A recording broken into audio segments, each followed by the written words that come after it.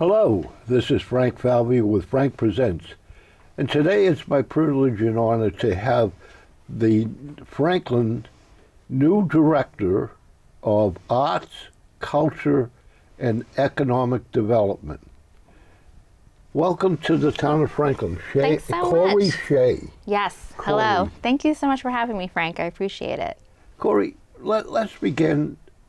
And you grew up in the town next to here. I did. I grew up in Medway, and it was a great experience. And as I mentioned to you a few times before, I came over to Franklin quite a bit when I was a kid. We always came to the carnival every year for the 4th of July. And also I was taking dance classes at the Franklin School of Performing Arts. So I still have to go walk up the building, but I have such vivid memories of running up the steps because, of course, I was always late for class. But it was such a great memory of being in this space and creative in this space. How did your parents introduce you to the arts? My parents still are extremely supportive of the arts. So my older sister was very, very attracted to drawing and painting. And then kind of like by default, they were like, okay, you do this too. But luckily for me, it was something I was also interested in. And my parents consistently exposed me to new art forms, brought us to museums, really did a lot of trying to show us all different avenues of performance and visual art making. So I feel very lucky in those regards. What museums would you go to? We would go to Mass MoCA, which is quite a hike from here. So that's, where is that? It's in North Adams, so a little past Western Mass, almost like you're driving to New York. So we would go there, we go to the Clark Museum, the De Cordova in Lincoln. Really, my family used art as a way for all of us to bond together, which it's funny just thinking of like my dad would be like, yeah, I could bring you to a playground, but like, what am I going to do? So I always appreciated that whenever we did things together, it was as a unit and it was something we all could have something to take away from. And art is the perfect vehicle for that. So Sturbridge Village, Plymouth Plantation? Mm-hmm. I mean, we would go there. I went there for field trips in school, those were great living museums to see a snapshot of time, which is an interesting perspective of a museum. Arts. What in your vision is also included? What other types of things? Well, I really think, my personal background is visual art making, but I also think the written word, poetry, writing, creative writing, public art, murals, performance art, dance, singing. It's really whatever people want to say is their art form. I think they're correct in that. Like for example, this is your art form. You're being creative, talking with people in the community and producing it on a larger platform. So that's your art making. And how over the years had this exposure developed that you went to college and studied this area? Yeah, so that's a great question. So my undergrad, I was, getting ready to go off to school, and even just figuring out where to go to school is hard just because you're like, I don't know, like a lot of pressure on those decisions. So I did my best in deciding to go to UMass Amherst, which I think was a good plan for me. I wasn't sure exactly if I wanted to follow art. I just knew I needed it in my sphere of my world. So actually when I went to UMass, I didn't get into the art program. And it was the first time in my life that somebody like blocked my access to art. And it was like, what? It just really blew my mind. And it very much just inspired me to be like, well, who are you to tell me no, that I can't participate in art making? So I redid my portfolio and applied again, and then I got into the program.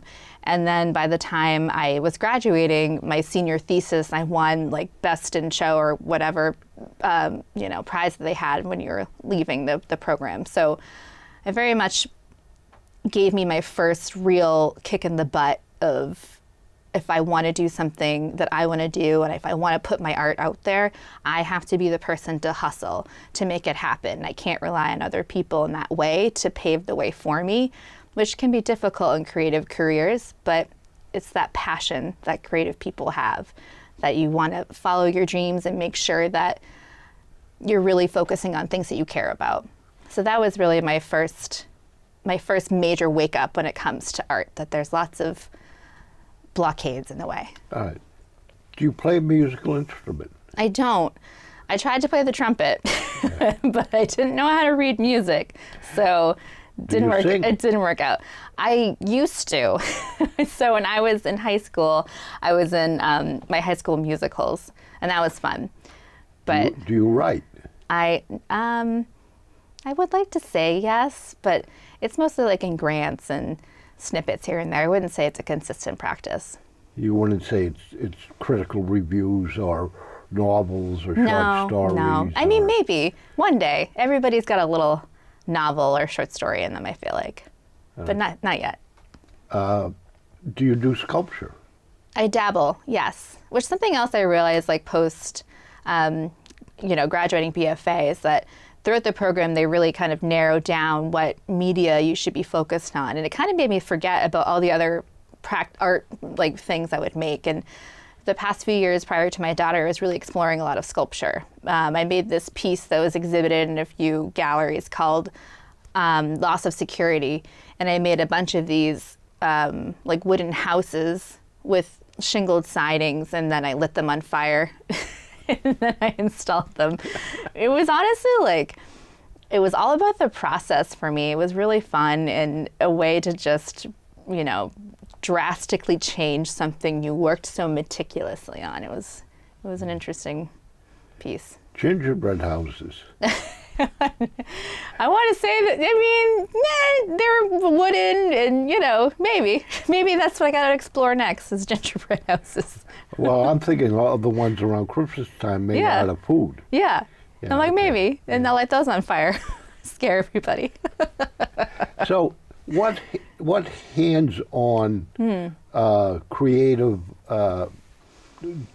did you do? You mentioned you won a first in your class. Yeah, so that was for my that? digital imaging work. So I was actually taking a lot of these old photos that I collected through my family and scanning them and then reimagining them in different kind of surreal scenarios. And it was my way of really trying to understand my relatives as people opposed to just as my relatives. So a lot of my Grammy's photos of her growing up in the 1930s, I took those and reimagined her in these surreal settings, which was generous of her to let me, use her in that way. So can you basically explain what is graphic arts? All I picture is a computer. Yeah. And you're. Yep. So I did it with software through Photoshop. At this point in time in the world, everybody has all the accessibility to do all these editing tools on apps on their phone. So I'm sure there's a whole slew of mediums and things that I don't know about. But in my time, I was using Photoshop for my media, my vehicle. So you have had a lot of work experience. Mm-hmm. And you've had the college education. Mm-hmm. How have you blossomed in understanding the larger arts world, and particularly in a community or in a family? Yeah. Well, I think by the fact that I tried so hard to gain access to the art world as an artist, it gave me a great perspective of what I wish somebody was doing. So when I would be entering a show, I would have ideas of this would have been better if they explained this way. Just really being my experience as an artist gave me that infrastructure link of this is what needs to happen on the other side to make this go smoother. And that happens through internships and setting up markets. It really, the best way that I personally learn is actually doing something. So that's kind of just always been my workflow of I'll figure out the issues and work through it the best that I can and just keep trying things. And I think that's the basis of good community work is compromise, willingness to meet people where they're at, as well as just trying things and finding people that want to try things with you. I would imagine that your position is not existing in many Massachusetts communities. I think you are correct. So I feel extremely lucky that I'm here. But it feels like something that a lot of towns should have, because thinking of Franklin, Franklin has so many amazing pockets of culture and so many community members that are invested. And it's just a matter of just me wanting to be that person that centralizes information, and as well as bringing more artists and just more opportunities to the community. I want to look at myself as a uplifting and supportive element to the community. And I think that's what a lot of, town culture should offer. What is the town asking you to do? I mean, they must have. There's a list.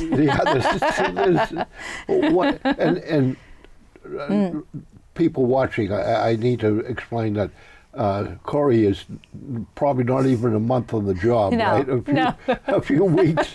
Yeah. So I think this is week 3. So you're in a creative moment. Yes. You don't have anything particular program to follow. Yeah. So you need very the glass is half full. It really is. You have all sorts of opportunities. Yeah, it very much feels like that too. Yeah. I feel like since I've arrived, I've just been really trying to familiarize myself with the history of the town and really finding out tidbits of honoring the culture that already exists and making sure that I'm bringing it with me wherever that may go when it comes to bringing more public art and cultural programming to the town.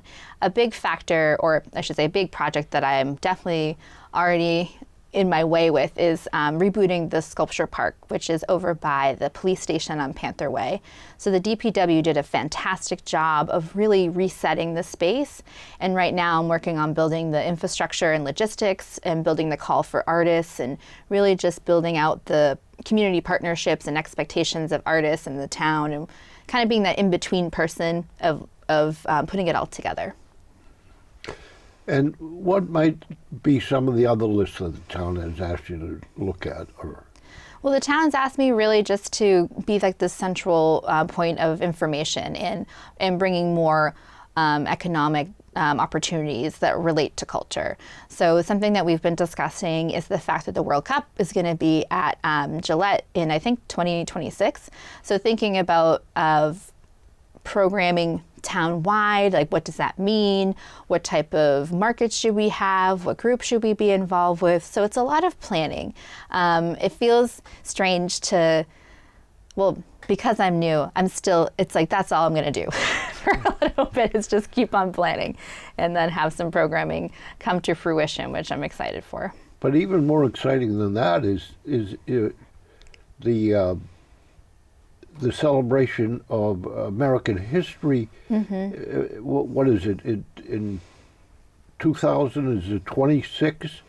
Is the celebration of the Revolutionary, beginning of the Revolutionary War. Yeah, someone just mentioned that. And that Jeff Roy, our representative, I believe, is on the committee at a state level to do a lot of that nuts and bolts planning of how that should be. So, that's got to be a Franklin history. Oh, for sure. Directly relates to that.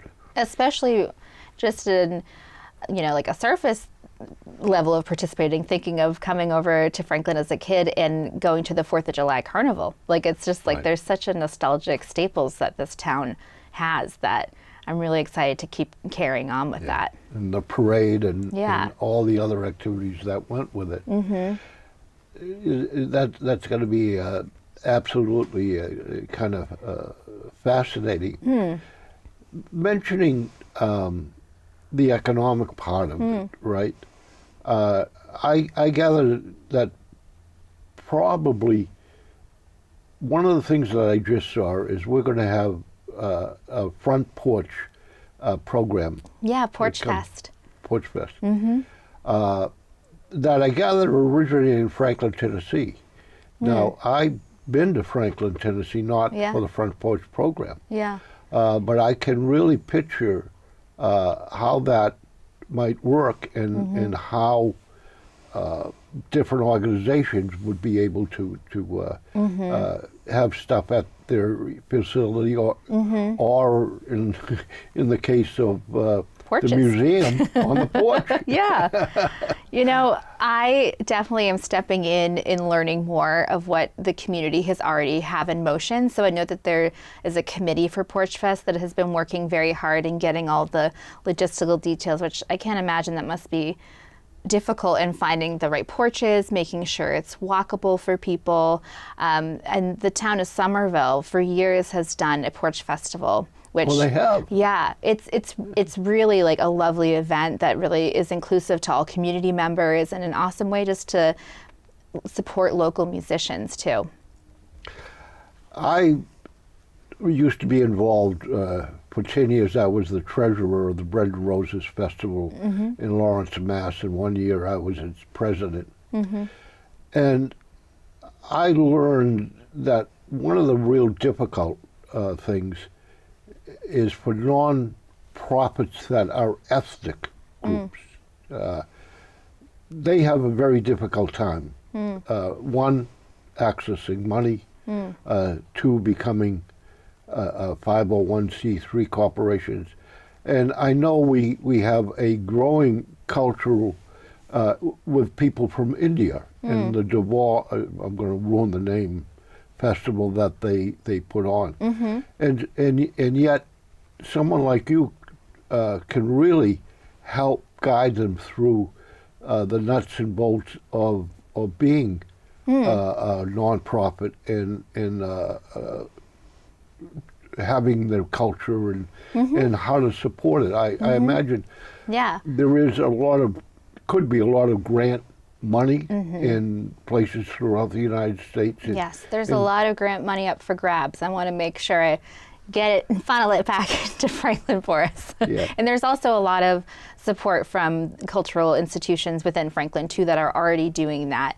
So I imagine that my role and involvement for that is just supporting and making sure that funding is going into the right spots. And as you mentioned, helping community members really just be that contact and support system if they're applying for grants, because grants are they're a fickle beast sometimes. I've written a lot of grants, I've gotten them, I haven't gotten them.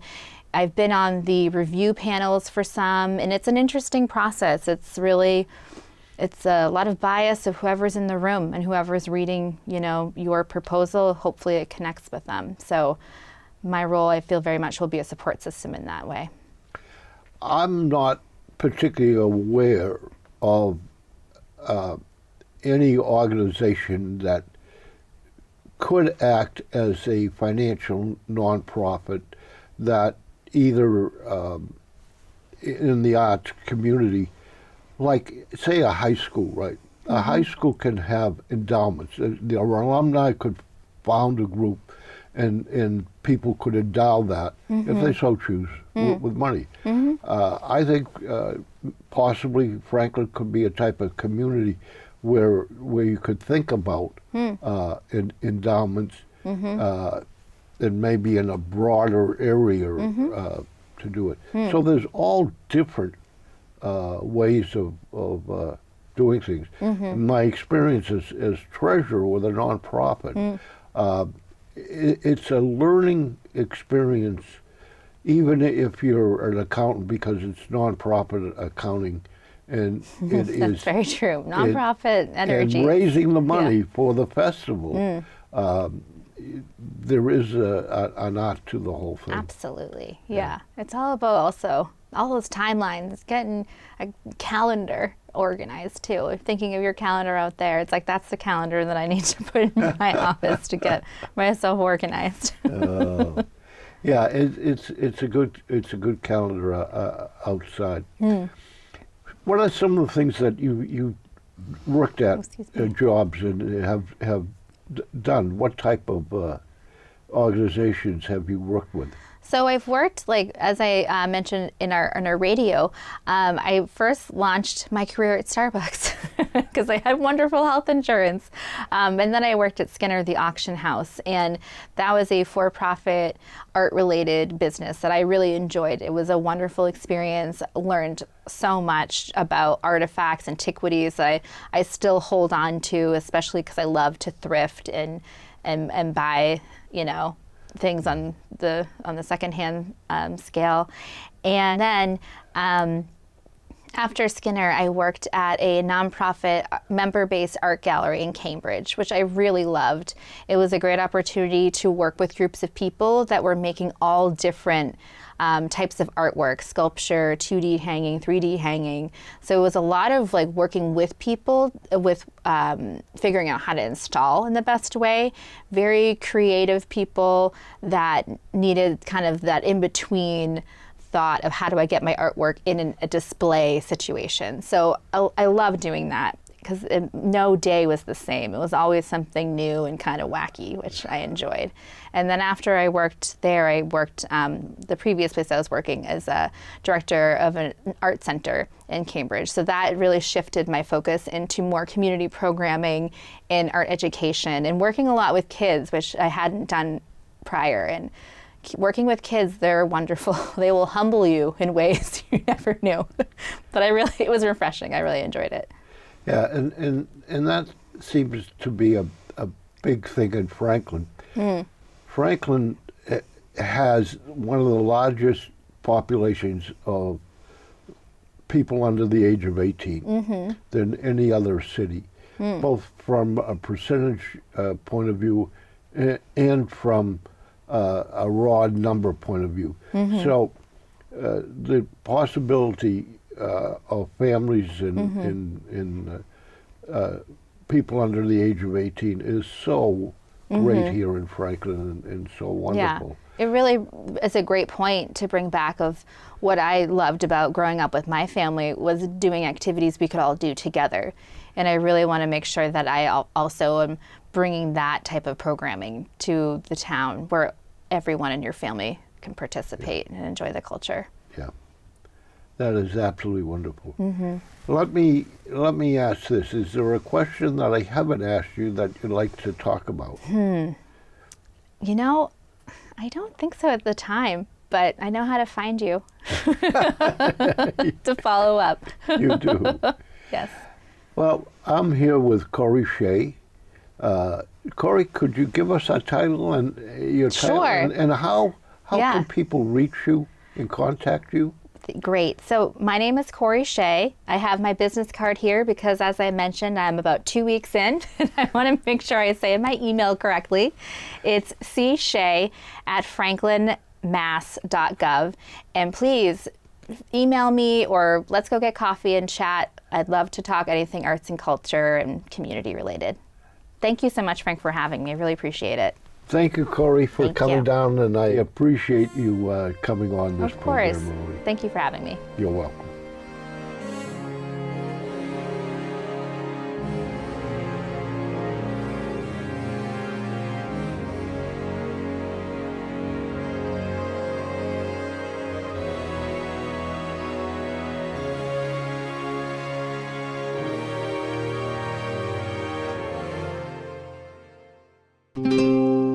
This program was made possible by your Franklin friends and neighbors, good folks just like you. Thanks for supporting Franklin TV. And thanks for watching.